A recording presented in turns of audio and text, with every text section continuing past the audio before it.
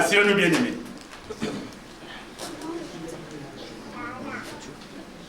Je relis la parole de Dieu, 1 Timothée 3, 14, verset 14, 15. Je t'écris ces choses avec l'espérance d'aller bientôt vers toi. Mais afin que tu saches, si je tarde, comment il faut se conduire dans la maison de Dieu, qui est l'église du Dieu vivant, la colonne et l'appui de la vérité. Notre message s'intitule tout simplement « La maison de Dieu ». La maison de Dieu. C'est donc l'apôtre Paul qui s'adresse à son fils spirituel, Timothée. Il s'adresse à son fils spirituel, Timothée. Et là, vous verrez que quand vous irez vers la fin, quand vous allez lire ce passage jusqu'à la fin, il va lui donner les devoirs des évêques et des diacres. C'est-à-dire en un mot de ceux qui travaillent dans l'église. Alors la maison de Dieu, bien-aimé, c'est tout simplement cet endroit où nous nous trouvons à ce moment. C'est la maison de Dieu. Et ici, quand nous lisons cette parole, l'apôtre Paul l'appelle aussi l'église du Dieu vivant. L'apôtre Paul l'appelle encore la colonne et l'appui de la vérité. C'est encore un autre nom. Mais sachons aussi que l'église s'appelle aussi le corps du Christ. Quand on dit le corps du Christ, c'est encore l'église. On peut aussi l'appeler le temple de Dieu. On peut aussi l'appeler l'épouse, la femme de l'agneau. L'assemblée des premiers-nés, la ville sainte Jérusalem, l'église des saints, l'église de Christ. Beaucoup de noms, effectivement, à cet endroit où nous sommes et qu'on appelle église. Le mot église est une traduction du grec qui signifie tout simplement, qui veut tout simplement dire en grec, ecclésia. Ecclésia, qui signifie assemblée, appelée hors d'eux. Assemblée séparée, mise à part, sanctifiée. En fait, l'église de Jésus-Christ est une assemblée de personnes que le Seigneur appelle. Si nous sommes là, et si nous avons déjà été dans une église, ce n'est pas parce que nous avons voulu y aller, mais c'est parce que le Seigneur nous a appelés. Et d'ailleurs, il le dit aux apôtres, lorsque les disciples qu'il aura invités, qu'il aura envoyés en mission vont partir, vont le quitter, tout simplement parce qu'ils auront entendu que si quelqu'un ne buvait pas mon sang, il n'aurait pas la vie. Si quelqu'un ne mangeait pas ma chair, il n'aurait pas la vie. Ils se sont dit, mais c'est pas possible. Comment peut-il parler de boire son sang? Comment peut-il parler de manger sa chair? Ah, ils sont partis. Maintenant, les 12 étaient restés. Et ils se retournent vers les 12. Ça doit être Jean chapitre 6. Ils se retournent vers les 12 et ils leur disent, mais vous. Et c'est là que moi, l'homme que j'appelle l'homme de la révélation, Simon-Pierre dira, mais à qui irions-nous? À qui irions-nous, Seigneur? C'est toi qui as la parole de vie. C'est toi qui as la parole qui guérit. C'est toi qui as la parole qui donne la joie. À qui irions-nous? Et Jésus se retourne vers Pierre et les autres. Il dit non, vous, ce n'est pas vous qui m'avez choisi, mais c'est moi qui vous ai choisi. Amen. Alléluia. Amen. Tu dis à ton frère, tu as été choisi par Jésus. Tu as été choisi par Jésus. Alors, bien-aimé, l'église n'est pas un bâtiment. L'église n'est pas un bâtiment. Parce que nous avons tendance à croire que l'église est un bâtiment. L'église n'est pas un bâtiment. Mais l'église est le rassemblement des vrais disciples de Jésus-Christ. Amen. Ceux qui sont nés en esprit et en vérité. C'est ça qu'on appelle l'église. Ce n'est pas le bâtiment. C'est un rassemblement. On se rassemble. Et comme les chrétiens se sont dit qu'on ait quand même un lieu qui est mieux indiqué pour nous rassembler, ils ont construit une maison, et d'ailleurs nous le verrons, où ils se retrouvent. Mais quand Jésus-Christ parle de son église, il ne voit pas les 4 murs. Et là, il parle de l'église universelle. L'église universelle qui se compose de tous les disciples vivant sur la terre et de tous ceux qui sont morts, de tous ceux qui dorment. Donc l'église de Jésus-Christ est composée de tous les disciples de Jésus qui sont sur la terre et de tous ceux qui sont morts. Mais nous savons que lorsqu'on est mort, on dort. On dort, tous ceux qui dorment. C'est cela qu'on appelle l'église universelle. Donc quand on parle de l'église universelle, il s'agit de cette église-là. L'église qui est composée de tous les disciples. Disciples de tout pays, tous les pays, de toutes les nations, de toutes les races. C'est ça l'église universelle. Ce n'est pas que nous, non, mais tous ceux qui croient en Jésus. Comme il est dit dans Jean chapitre 1, tous ceux qui ont reçu Jésus et qui ont cru en son nom, à qui il a donné le pouvoir de devenir enfants de Dieu, ceux-là sont ses disciples et tous ceux-là constituent l'église universelle. Mais nous avons aussi à côté l'église locale. L'église locale, c'est l'entité où nous nous trouvons en ce moment. L'église locale, dans chaque localité, dans chaque ville, dans chaque village, il y a une église. Il y a une église. Et même, on peut parler de quartier, surtout dans le village, surtout dans nos villes. Et il n'est pas exclu que dans un quartier qu'on ait 2 églises, 3 églises, 4 églises. Mais qu'elles soient 4 églises, qu'elles soient 20 églises, on les appelle des églises locales. Ce sont des églises locales. Ici, nous avons la source de vivre, qui est notre église chrétienne évangélique. L'église chrétienne évangélique, la source de vivre, qui se trouve à Courtois, c'est notre église locale. Notre église locale. On l'appelle l'église locale. Alors l'église locale a une certaine importance que nous allons voir bientôt, nous allons voir après. Parce que cette église locale renferme en principe, elle se compose des personnes, des chrétiens de la localité, des chrétiens de la ville, des chrétiens du quartier. C'est cela l'église locale. Bien sûr, on peut en avoir plusieurs, mais chacune est une église locale. Alors, qu'est-ce que nous allons voir ce matin? On va essayer de voir trois choses. La première, l'importance de l'église locale. C'est-à-dire, nous allons nous poser la question, pourquoi aller à l'église? Quelle est l'importance de l'église locale? Au deuxième point, nous allons voir la maison de Dieu, un lieu sacré. Nous allons voir la maison de Dieu en tant que lieu sacré. Et troisième point, nous allons voir l'amour pour la maison de Dieu. Car la maison de Dieu, on doit l'aimer. Donc, voilà ces 3 points que nous allons essayer de voir. Alors, le premier point, c'est l'importance de l'église locale. Pourquoi aller à l'église? Pourquoi? Ce matin, nous nous sommes réveillés, nous avons fait nos ablutions. Ceux qui ont des enfants ont préparé les enfants. Ils ont donné le petit déjeuner. Mais pourquoi aller à l'église?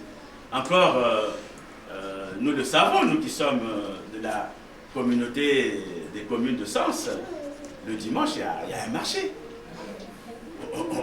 On marchait encore, on allait faire des petites courses. Des choses à bon prix. Mais pourquoi nous sommes venus ce matin à l'église? Ça, c'est une question que chaque enfant de Dieu doit se poser. Parce que lorsqu'il aura compris pourquoi je vais à l'église, le reste se fera de lui-même. C'est le point de départ de toute chose. C'est vrai, avec le baptême, nous sommes devenus des citoyens nouveaux. Nous sommes devenus des citoyens nouveaux. Mais pourquoi nous ne sommes pas arrêtés là et pourquoi allons-nous à l'église? Pourquoi moi je vais à l'église? Pourquoi je fréquente l'église? Je fréquente l'église pour la prière. D'abord la prière. Je vais à l'église pour la prière, pour prier. Je vais à l'église pour intercéder. Car il est important que l'on puisse intercéder. Là, l'évangéliste qui modérait a dit, elle a donné certaines intentions de prière. Nous allons prier pour nos pays. Nous allons prier pour, nous allons prier pour. C'est ça l'intercession. Donc je vais à l'église pour intercéder. Et je vais à l'église pour écouter la parole. Pour écouter la parole. Parce que c'est la parole qui augmente la foi. La Bible dit que la parole de Dieu vient, c'est-à-dire la foi vient de ce qu'on entend, et ce qu'on entend vient de la parole de Dieu. La foi vient de ce qu'on entend, et ce qu'on entend vient de la parole de Dieu. Donc je vais écouter la parole de Dieu, et bien sûr, je vais aussi écouter les enseignements. J'écoute les enseignements à l'église. À l'église, j'entretiens de relations fraternelles, de relations agapées. Et à l'église, je trouve aussi le soutien dans les épreuves. L'église, c'est aussi le soutien dans les épreuves. C'est pour cela que je vais à l'église. J'ai besoin de communier avec les autres. Je vais pour adorer mon Dieu. Je vais pour le louer. Je vais adorer le Dieu. Je vais le louer. Je vais pour prier. Je vais pour intercéder. Je vais pour écouter la parole de Dieu. En tout cas, beaucoup de choses justifient le pourquoi je vais à l'église. Bien sûr, je vais à l'église aussi pour les bénédictions. Je vais à l'église aussi pour les bénédictions. Ça, on ne peut pas l'écarter. Je vais aussi à l'église pour les bénédictions. Je vais à l'église pour les bénédictions. Mais que les bénédictions ne soient pas l'essentiel de notre venue à l'église. Alors c'est pour ça que l'église locale est une nécessité. Elle est nécessaire, l'église locale. Et l'on ne devait pas prendre le risque de la trahir. On ne doit pas prendre le risque de trahir l'église locale. On ne doit pas prendre le risque de l'abandonner, d'abandonner l'église locale. Même si l'on a beaucoup de raisons humaines. Même si l'on a beaucoup de raisons humaines. Mais on ne doit pas prendre le risque de l'abandonner. Le seul risque que l'on doit prendre, c'est de l'aimer foncièrement. Le seul risque que l'on doit prendre, c'est d'aimer foncièrement l'église locale. La porter dans son cœur. Et quand on parle d'aimer, quand on parle d'amour, nous savons tous ce que ça veut dire. Je ne nous rappellerai pas, pour bien des gens, bien, nous qui sommes un peu plus grands, un peu plus vieux, quand nous avons aimé une sœur, quand nous avons aimé un frère, surtout lorsqu'on a le premier rendez-vous, qu'est-ce qui se passe dans notre tête? L'épouse que nous avons aujourd'hui, quand nous l'avons eu en rendez-vous pour la première fois, même si on ne fait pas le ménage, on a fait le ménage à la maison. Mais Dieu, on doit l'aimer comme ça. Et lorsque vous attendez l'être cher, il y a votre cœur qui fait doum, doum, doum, doum, doum. Vous regardez, c'est comme si elle retardait. C'est comme si l'être cher retardait. L'église, c'est la même chose. Quand je me réveille, mon cœur doit battre très fort parce qu'il faut que je parte à l'église. Parce qu'il faut que je m'apprête pour l'église. C'est dimanche, donc mon cœur va boum, boum, Ah, il faut que je parte. Tant que je ne suis pas arrivé à l'église, mon cœur ne se sent pas bien. C'est ça, aimer. Et dans l'amour, il y a aussi le respect. Il y a le respect. Je respecte celui ou celle que j'aime. Il y a non seulement aussi le respect, mais il y a aussi la confiance. Je lui fais confiance.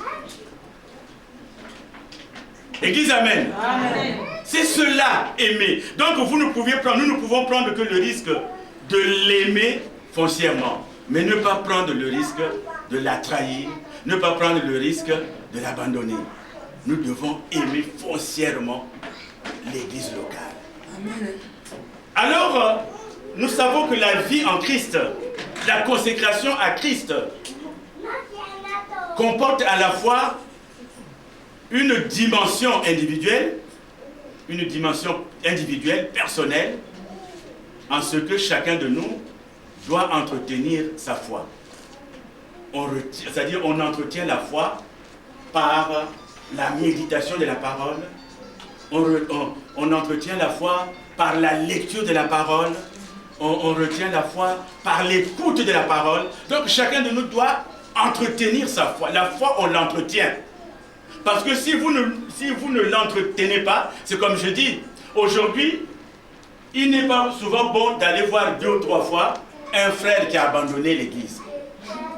Parce que ce frère-là n'appartient plus à la foi chrétienne. Quand bien même il vous dit, mais moi je prie, oui, mais tu pries frère, mais tu pries où? Parce que c'est le danger qu'il y a, aujourd'hui quand vous côtoyez quelqu'un qui n'est plus en Christ,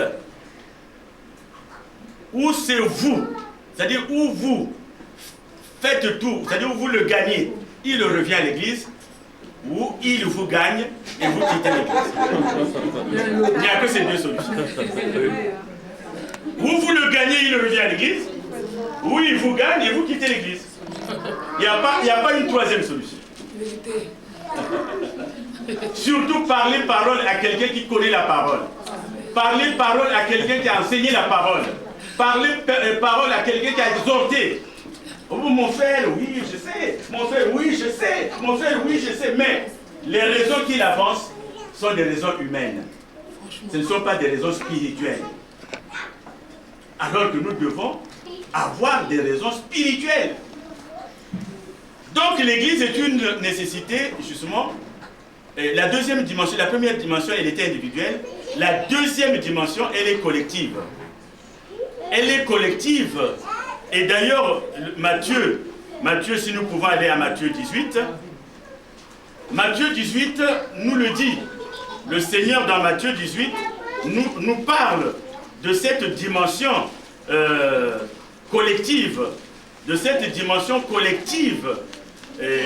Quand il parle dans Matthieu 18, chapitre 19-20. Matthieu 18, chapitre 19, verset 19-20. Il dit quoi? Je vous dis encore, si 2 d'entre vous s'accordent sur la terre pour demander une chose quelconque, elle leur sera accordée par mon Père qui est dans les cieux. Car là où 2 ou 3 sont assemblés en mon nom, je suis au milieu d'eux. Amen. Amen. Donc, si tu demandes individuellement, c'est lire la parole, écouter la parole, mais il est important que nous soyons ensemble. Nous soyons ensemble parce que lorsque nous prions ensemble, Dieu a fait la promesse, Jésus nous a fait la promesse.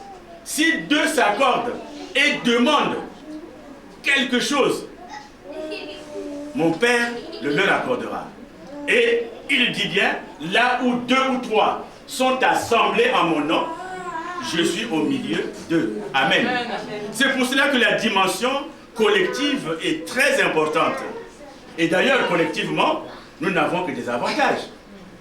On n'a que des avantages. Est-ce que quelqu'un, le pasteur Privat, peut me lire le psaume 133?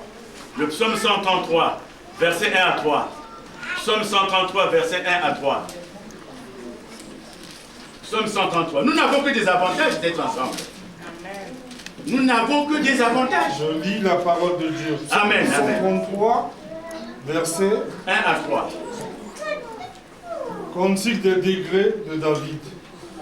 Voici, oh, qu'il est agréable, qu'il est doux pour des frères de demeurer ensemble. C'est comme l'huile précieuse qui, répandue sur la tête, descend sur la barbe d'Aaron, qui descend sur le bord de ses vêtements.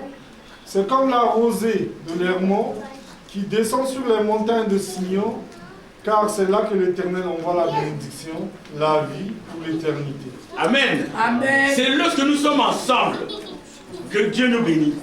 C'est lorsque nous sommes ensemble que Dieu nous donne la vie pour l'éternité. C'est important d'être ensemble. Comme a dit le pasteur, voici, oh, qu'il est agréable, qu'il est doux pour des frères de demeurer ensemble. Donc l'huile précieuse qui est répandue sur la tête d'abord la tête, la barbe, et puis le bord des vêtements d'Aaron. D'Aaron en tant que sacrificateur, Aaron en tant que berger.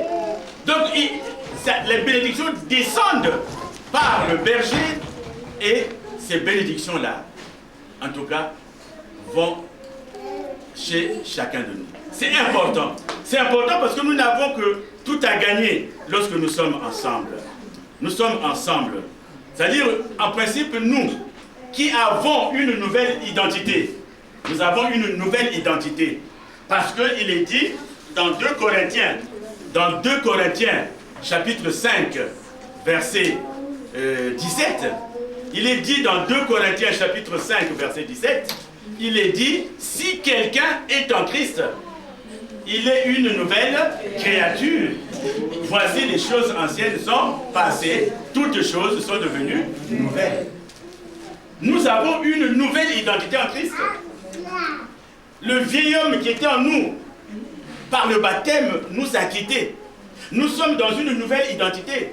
Mais non seulement que nous avons besoin d'une nouvelle identité, mais nous avons aussi besoin les uns des autres. Les uns des autres, nous avons besoin de voir, d'être à côté de notre frère.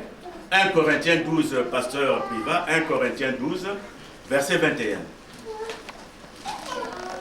1 Corinthiens 12, verset 21.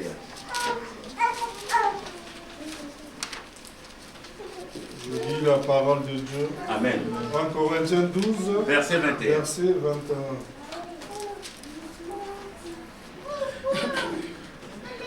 L'œil ne peut pas dire à la main, je n'ai pas besoin de toi. Ni la tête dire aux pieds, je n'ai pas besoin de toi. Alors, je ne sais pas si vous avez compris. L'œil ne peut pas dire aujourd'hui qu'il n'a pas besoin d'un autre membre.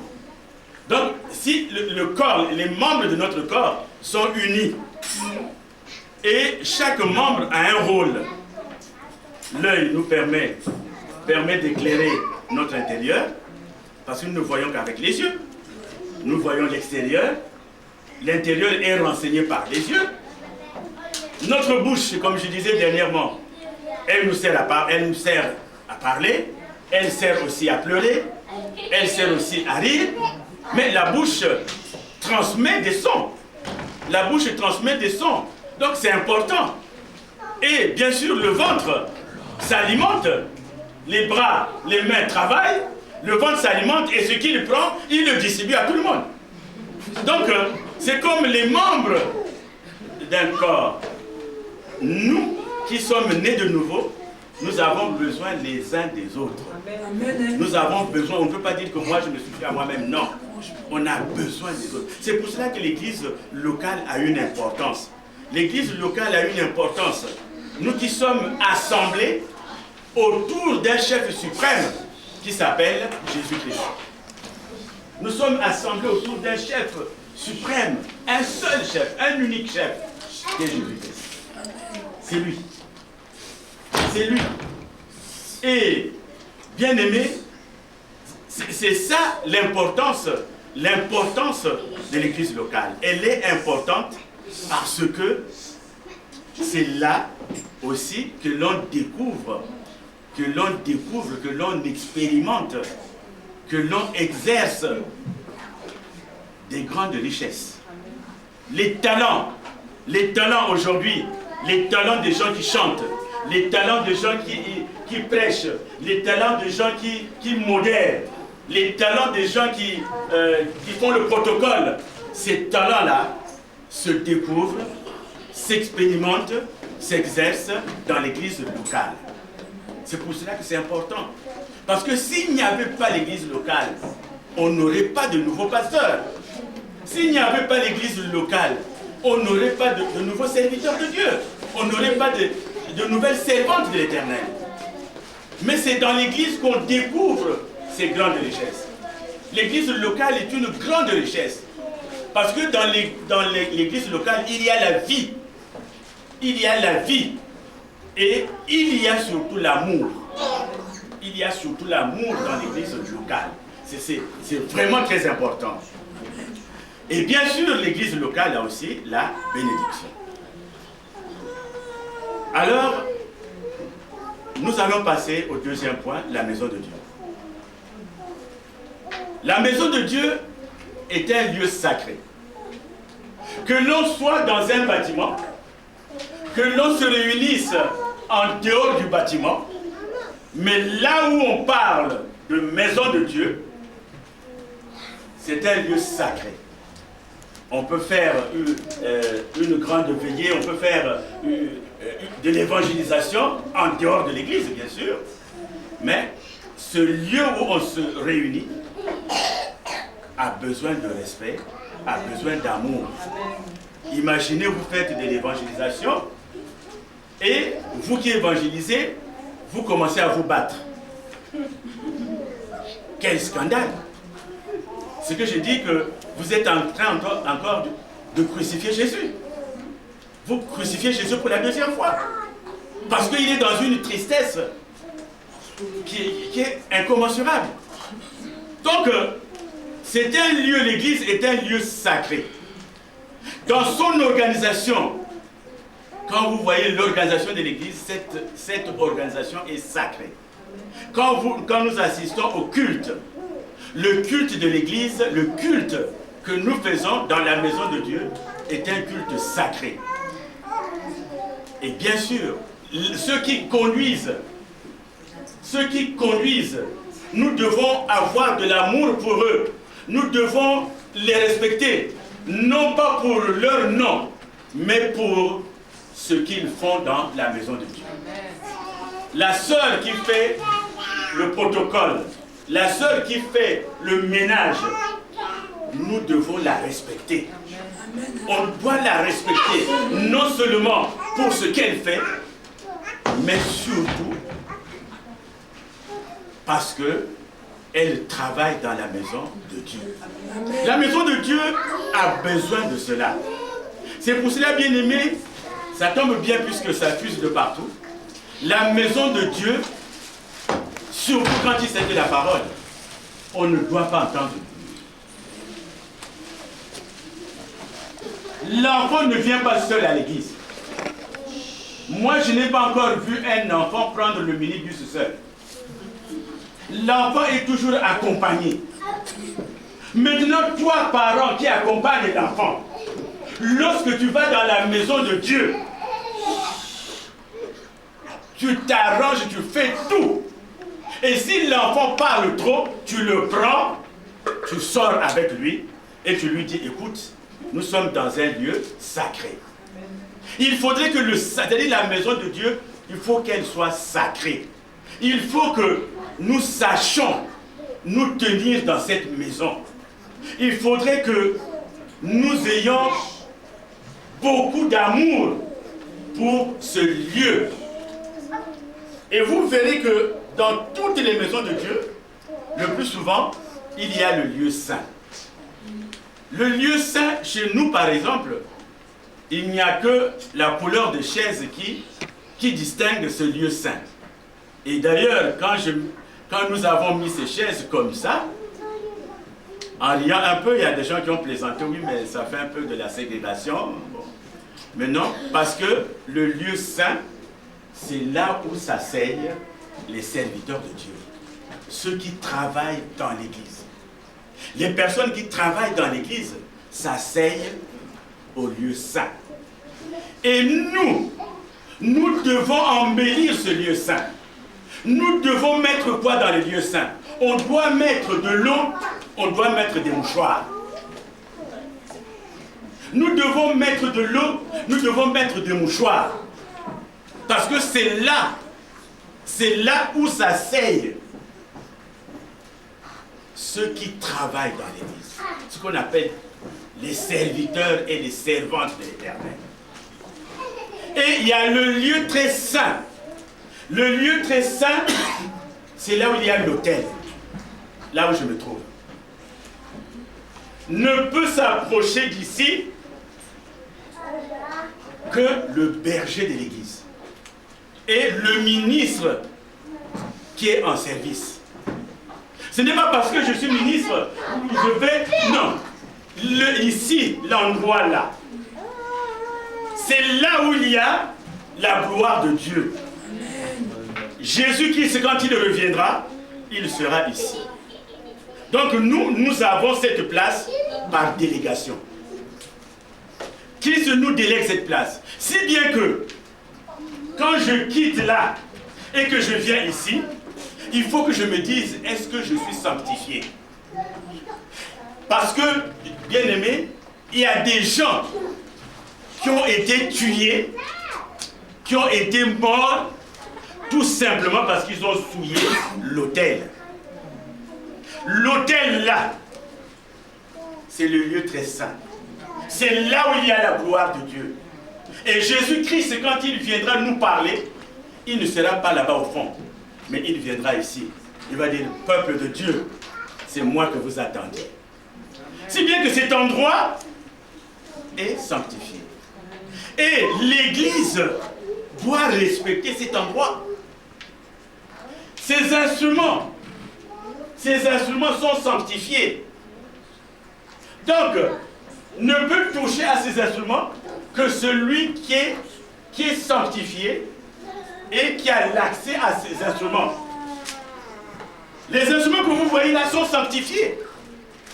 Ne peut y toucher que celui qui est sanctifié et celui qui a l'autorisation d'y accéder. Parce que le Dieu en qui nous croyons n'est pas un Dieu de désordre. Ce n'est pas un Dieu de désordre. Donc, et d'ailleurs, on juge de la maturité d'une église par le respect qu'elle a pour les choses sacrées. C'est pour cela que nous parents, nous grands-parents, nous devons enseigner à nos enfants. Il n'est pas rare qu'à la fin de culte, que les enfants viennent ici, ça devient un endroit de jeu. Il va là-bas, il revient, il va là-bas. Nous allons voir tout à l'heure comment quelqu'un qui n'était pas fait pour est mort tout simplement parce qu'il voulait aider Dieu. Dieu ne l'aide pas. Cet endroit est sacré. Ces corbeilles sont sacrées parce que tout ceci est pour le culte de Dieu. C'est tout ceci qui nous permet de faire le culte.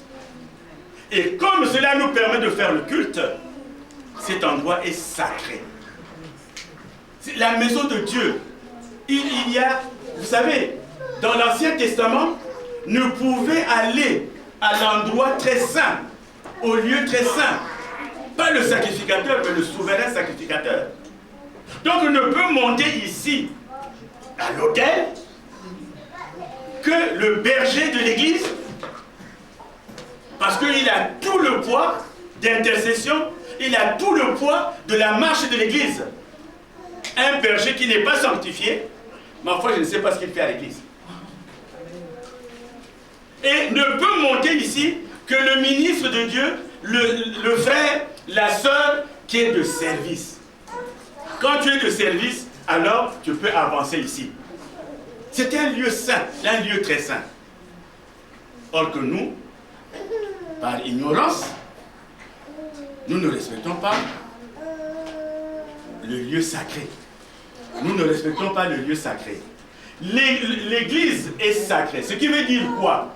Ce qui veut dire que même la chaise où nous sommes assis, la chaise, cette chaise est sacrée. Donc quand je m'assois sur cette chaise-là, je sais comment me tenir. Je dois savoir comment me tenir. Et chez nous ou dans d'autres églises, ou dans bien des églises, vous voyez que pendant le culte, nous trouvons la salle propre, mais quand on vient, on a toute une batterie de gâteaux, on a toute une batterie de chips, on a toute une batterie de chewing-gum, on a toute une batterie de cela. Si bien que quand on vient dans la maison de Dieu, c'est le moment en tout cas de s'en débarrasser. Les chips sont... Les chips... Mais c'est la maison de Dieu. Et toi, maman qui amène les chips, et toi, maman qui amène les gâteaux, mais ce matin, tu n'as pas eu le temps de donner le gâteau à ton enfant, tu n'as pas eu le temps de lui donner, donc dans la journée, quand ton enfant va à l'école, il est 10h, tu vas le suivre là-bas pour lui donner le gâteau.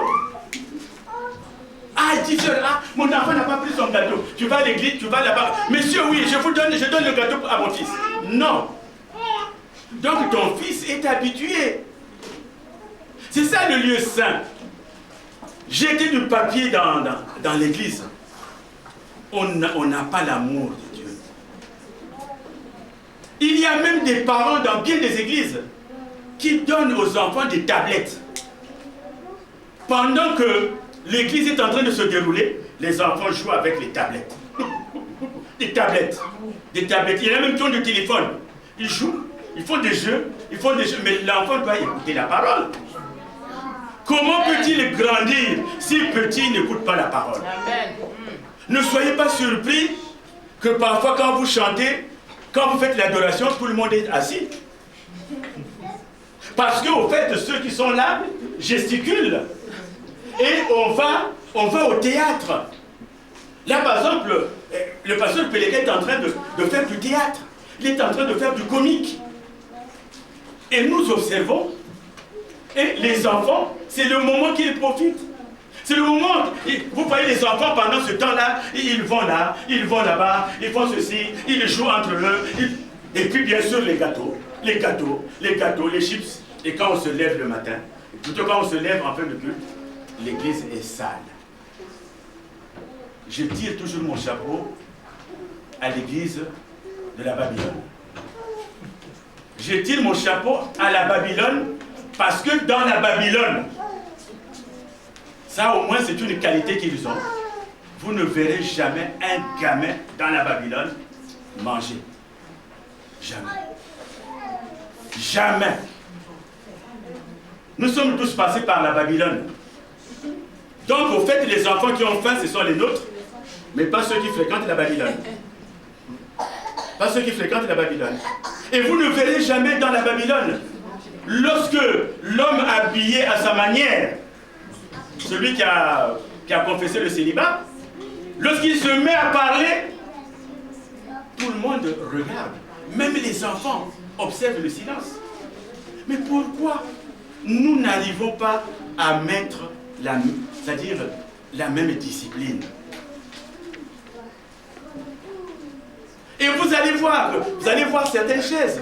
On prend l'eau, on verse sur les chaises. Les chaises, ce n'est pas pour verser de l'eau, mais c'est pour s'asseoir. Vous avez vu les fourmis que nous avons eues avec les chaises? Il y en avait près d'une vingtaine ou d'une quinzaine, les chaises rouges. Mais il y a un lot de réparation là-bas. Parce que nous, parents, nous, grands-parents, nous avons laissé les enfants dévorer, dégrader les chaises. Nous les avons laissés. Parce que quand vous allez au marché, vous surveillez votre enfant. Je n'ai jamais vu une mère au marché qui abandonne son enfant. Dit oui, va te promener. Pourtant là, il peut rencontrer des amis, il peut jouer. Mais au marché, tu tiens ton enfant. Au marché, tu avances toujours avec ton enfant. Au marché, tu le surveilles. Pourquoi à l'église, nous abandonnons les enfants? Et les membres du protocole qui devaient un peu veiller à cela, les membres du protocole sont dépassés. Parce que les membres du protocole sont dépassés. On ne peut pas parler des diacres parce que tous les diacres ont déserté. On ne peut pas parler des diacres. Mais en principe, ce sont les diacres. Donc la maison de Dieu doit être respectée. Parce que la maison de Dieu, c'est la seule source de la vérité. C'est le seul soutien des saintes écritures et de la doctrine parfaite de Jésus-Christ. C'est un endroit où on véhicule cela. C'est quand même malsain d'aller dans la maison de Dieu en mini-jupe. Tu es une femme. Tu n'as pas conscience de ta carrosserie. Tu as une carrosserie assez forte. Mais quand tu mets ta jupe, en tout cas, on a même peur de te regarder. Tu ne tiens pas compte de ce que tu es. Mais le lieu saint, ce n'est pas un lieu de défilé de mode. Le lieu saint, ce n'est pas l'endroit où on doit, comme disent les jeunes, excusez-moi du terme, draguer les filles. Tu peux rencontrer une sœur, mais tu lui dis, en dehors de l'église, ma sœur, je veux me marier avec toi. C'est le seul mot qui doit sortir de ta bouche, te marier. C'est pas que tu as de beaux yeux, tu me plais, oui, mais après. Après, c'est quoi? Si c'est le mariage, ok. C'est ça la maison de Dieu. La maison de Dieu, c'est pas l'endroit où on dit j'ai acheté aujourd'hui une belle robe, il faut que les gens découvrent mes muscles. Alors tu donnes tes muscles, tu débordes et les gens te regardent. Non, tu t'es trompé d'endroit. Il faut t'inscrire au défilé de mode. Là au moins ils vont te voir comment tu es habillé, mais nous on ne regarde pas ça. Nous ne regardons pas comment tu es habillé. Le Seigneur Jésus, il était jusqu'aujourd'hui le mieux habillé de tout le monde. Mais Jésus n'avait pas de cravate, Jésus n'avait pas ceci, n'avait pas cela. Si nous sommes propres aujourd'hui, c'est parce que le ministère nous oblige, nous demande, nous exige d'être propres. Mais toi, mon frère, toi, ma soeur qui vient à l'église, sois propre. Regarde, quand tu t'habilles, regarde-toi. Est-ce que cette tenue, ton père peut la voir? Est-ce que cette tenue, ton oncle peut la regarder? S'il n'y a que ton mari qui peut la regarder, alors il y a un endroit précis pour ça. Il y a un endroit précis pour ça. Avant de dormir, tu mets cette tenue. Et voilà. Il y a une suite. Il y a une suite, mais pas la maison de Dieu. Alléluia. Amen. La maison de Dieu est un endroit où on doit avoir une bonne vie. La maison de Dieu ne doit pas être, surtout quand il s'agit de la parole de Dieu, la parole de Dieu ne doit pas être troublée par des commentaires qui n'ont rien à voir avec la parole de Dieu. La parole de Dieu doit être, c'est-à-dire il faut accompagner la parole de Dieu. Si un mot te touche, tu dis Amen. Si un mot te touche, tu dis Alléluia. Si un mot te touche, tu dis c'est la vérité. Mais quand tu commences à dire oui, ça c'est comme chez nous, là ce n'est pas dans la Bible. La Bible ne nous a pas donné ces innovations-là. Tu es dans la maison de Dieu, il faut parler le langage de Dieu. Alléluia, Amen. C'est la vérité. C'est ça la maison de Dieu. Mais lorsque vous commencez à faire des commentaires qui n'ont rien à voir, c'est le non-respect de la maison de Dieu. On doit respecter la maison de Dieu. Et on doit s'exécuter. Il y a un président. Le président, au fait, quand ça descend comme ça, Jésus-Christ descend, il tombe sur le président du culte. C'est lui qui dirige le culte. Le président du culte vous dit, nous allons adorer Dieu. Et toi, comme tu es rebelle, on dit on va adorer, tu n'adores pas.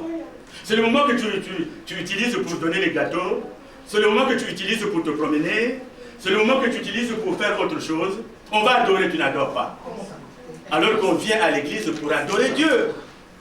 Le président de culte vous dit, levons-nous.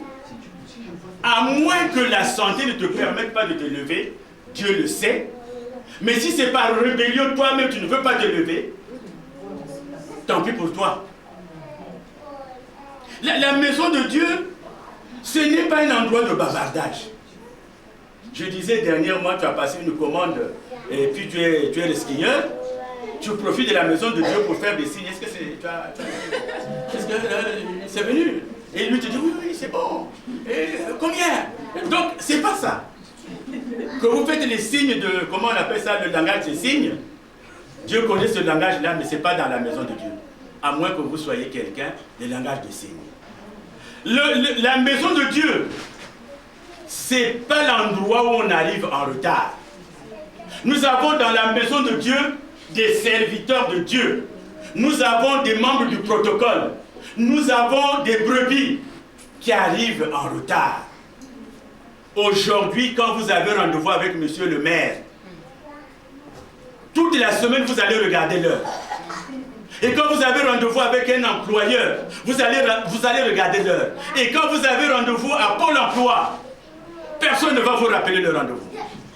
Le rendez-vous allait à 10 h, vous êtes là-bas déjà dès 9 h. Vous tournez, vous tournez, vous tournez. Mais pourquoi vous arrivez en retard dans la maison de Dieu? Pourquoi? Pourquoi on doit arriver en retard dans la maison de Dieu? C'est un manque de respect. C'est un manque de respect que d'arriver en retard dans la maison de Dieu. Et surtout si l'on est serviteur. Et surtout si l'on est responsable de quelque chose. C'est vrai, je me mets même à la place de mon fils. Aujourd'hui, il habite, je ne sais pas, 50 ou 60 km. Mais si on lui disait, papa, tu as rendez-vous à Sens à 6 h, je crois dès 4 h du matin, il sera dehors. Dès 4 h du matin. Il réveillera son épouse et ses enfants. Allons-y, allons-y. Mais quand il s'agit de Dieu, surtout les mamans, elles passent et repassent devant la classe. Devant la classe, elles passent et repassent. C'est pas bon. Elles repassent et repassent devant la classe. Et ça perd du temps. Ça perd du temps, les mamans. La maison de Dieu, ce n'est pas un lieu où on arrive en retard. Tu es membre du protocole. C'est toi qui dois faire asseoir les gens. Mais il faut que tu sois là avant que les autres n'arrivent. C'est ça le respect de la maison de Dieu. C'est pas un fourre-tout, la maison de Dieu. Ici, c'est sacré. La maison de Dieu, bien aimé, après le culte, c'est pas l'endroit où on reste pour parler, pour bavarder. Ah oui, qu'est-ce que tu as fait? Non, le culte est fini. Merci Seigneur. On prend la porte, on cause dehors. C'est ça la maison de Dieu. Or que nous, la maison de Dieu, qu'est-ce que tu as fait? On reste là. Et celui qui doit fermer la maison doit vous attendre.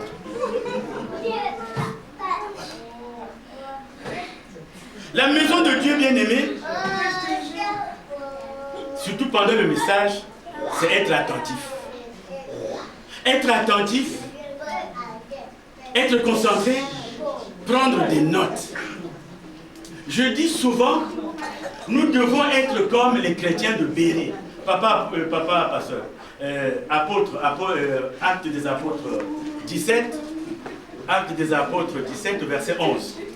Actes des apôtres 17, verset 11. Les chrétiens de Béret. Les chrétiens de Béret, en tout cas, papa va nous le lire, Actes des apôtres, chapitre 17, verset 11. Je lis la parole de Dieu. Amen. Actes des apôtres 17, verset 11. Oui. Ces Juifs avaient des sentiments plus nobles que ceux de Thessalonique. Ils reçurent la parole avec beaucoup d'empressement. On reprend, et ils examinaient chaque jour les Écritures. Ils reçurent la parole avec beaucoup d'empressement. Oui. Et ils examinaient chaque jour les Écritures, oui, pour voir si ce qu'on leur disait était exact. Et amen, amen, amen. Les chrétiens de Béret. Moi, je peux venir aujourd'hui vous prêcher notre évangile. Je peux vous prêcher notre évangile. Mais comment vous allez savoir que l'évangile qu'il prêche n'est pas l'évangile de Jésus-Christ? C'est pour cela qu'il est important de prendre des notes. L'église, c'est-à-dire la maison de Dieu, est une école. C'est une école. Je ne peux pas aller à l'école sans mon crayon. Je ne peux pas aller à l'école sans mon stylo. Je ne peux pas aller à l'école sans mon cahier. L'Église, surtout nous qui savons lire et écrire, on doit avoir un cahier de culte. C'est là qu'on se dit, tel jour on avait enseigné ça, on avait dit ça, alors tu vérifies l'Écriture. Mais c'est comme ça qu'on grandit dans les Écritures. Or que vous recevez comme ça. Vous recevez comme ça. Mais le problème, c'est que vous allez faire 10 ans, vous allez faire 20 ans, vous n'avancerez jamais. Vous n'avancerez jamais. Dès qu'on dit, bon, mon frère vient me dire, ah, ma soeur vient de moi, ah, mais moi, oui, mais tu es en Christ depuis longtemps. Nous ne prenons jamais de notes.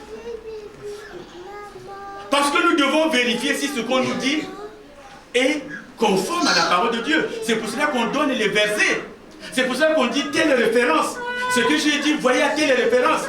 Vous notez la référence. Vous allez à la maison, vous vérifiez si cette référence est juste.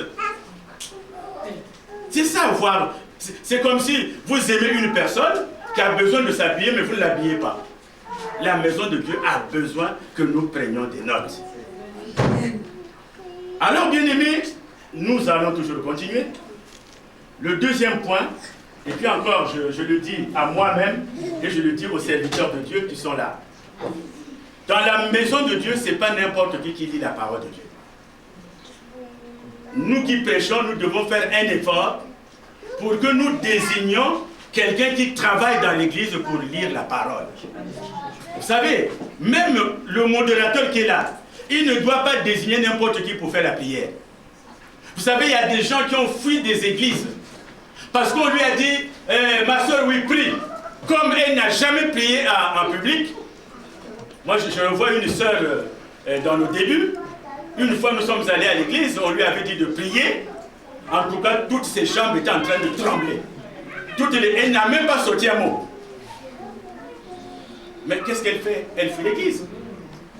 Donc nous ne devons demander la prière qu'à quelqu'un qu'on connaît qui sait prier. Nous ne devons demander la lecture de la parole qu'à quelqu'un que nous connaissons qui sait lire la parole. Ce n'est pas n'importe qui. Parce que désigner un frère, une soeur qui ne sait pas lire la parole de Dieu, vous savez que nous, Africains, nous avons honte de bégayer devant tout le monde. Quand on ne sait pas, le mot vous le reprenez 5 fois, 6 fois, au fond de vous-même, vous avez honte. Donc nous, serviteurs de Dieu, nous qui prêchons, nous devons choisir. C'est vrai, il y avait quelqu'un ici qui lisait la parole de Dieu, mais il a pris la poudre d'escampette. Donc, il nous faut choisir quelqu'un d'autre. Bien. Alors, le deuxième point que nous avons, le troisième point que nous avons, c'est l'amour de Dieu. L'amour de Dieu. Le premier point, nous avons vu l'importance de l'église locale. Le deuxième point, nous avons vu la maison de Dieu. Le troisième point, nous avons vu, nous allons voir l'amour pour la maison de Dieu.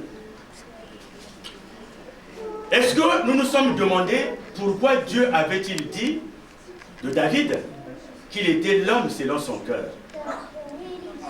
Nous le citons souvent. Dieu a vu en David l'homme selon son cœur. Pourquoi? Est-ce que nous savons pourquoi il le lui avait dit? C'est très important. Parce que David avait un zèle. David avait un zèle. David avait des qualités, non pas extérieures, parce que les qualités extérieures, ce sont les hommes qui les jugent, mais il avait des qualités intérieures. David avait des qualités intérieures. Et les qualités intérieures qu'il avait, il aimait Dieu. David aimait Dieu. Il aimait vraiment Dieu. La preuve en est que il avait pensé, il avait demandé, il avait imaginé de construire la maison de Dieu. Aujourd'hui, tu es bien chez toi. Est-ce que tu peux te dire, ah, l'église manque, les rideaux qui sont dans l'église ont déjà 10 ans, que je parte les changer? Non, tu changes tes rideaux à toi. Est-ce que tu peux te dire, les tam-tams qui sont à l'église sont là depuis le commencement, que je les change? Non. Quand tu as de l'argent, tu vas acheter ce qui te plaît. Est-ce que nous sommes dit que les micros qui sont là, datent du Moyen-Âge? Et que maintenant, même quand on prêche, ce n'est plus avec des micros comme ça qu'on prêche. On prêche maintenant avec des micro-cravates. Est-ce que je me suis dit, est-ce que j'achète un micro-cravate pour les prédicateurs? Non. On ne peut pas penser à l'église. On ne peut pas penser à la maison de Dieu. Mais regardez, si la sœur qui nous avait acheté l'enceinte là, si elle ne l'avait pas acheté, les filles chanteraient, mais on ne les écouterait pas très bien.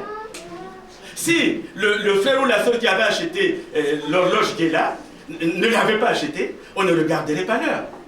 Et si la personne qui a acheté cette chair ne l'avait pas acheté, on prêcherait. Vous voyez? Donc, pensez à la maison de l'Éternel. David, justement, quand Dieu l'a vu, parce que Dieu est omniscient, il sait tout.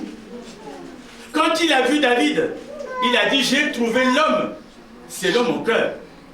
Parce que David avait un fond intérieur qui avait des qualités, qui avait du zèle. David, d'abord, il va amasser de l'or et de l'argent pour la construction de la maison de Dieu.